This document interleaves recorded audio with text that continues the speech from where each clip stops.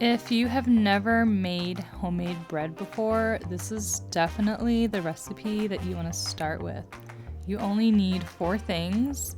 It's basically hands off and it is foolproof. I have messed this recipe up a few different times, but it always comes out delicious.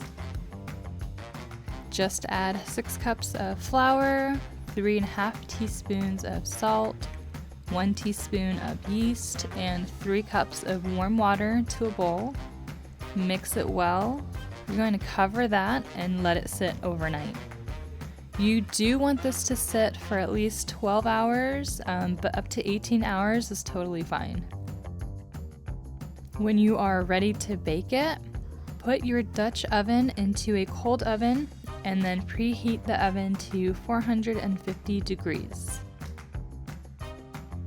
You're going to want to have some flour on hand to sprinkle over your dough and your hands because the dough is going to be sticky.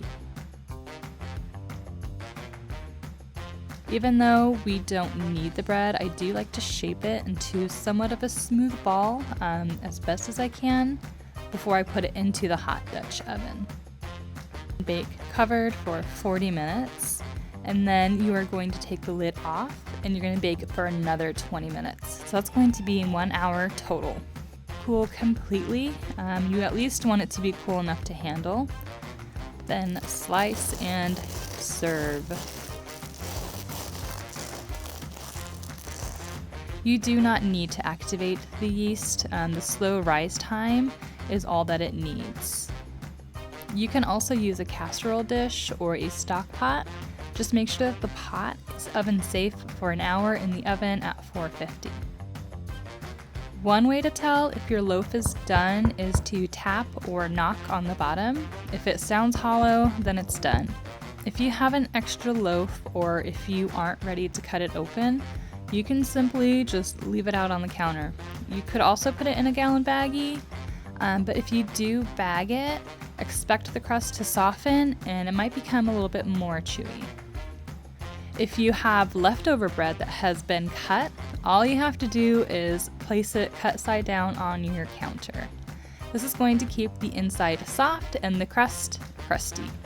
You could also bag it up, but again, this is going to soften that crust. If you've sliced your whole loaf and you have leftovers, your only option is going to be to bag it up because you really don't want your slices to become stale. I hope you try this out and you enjoy it. I know we really enjoy it. The hardest part about this recipe is remembering to do it the night before.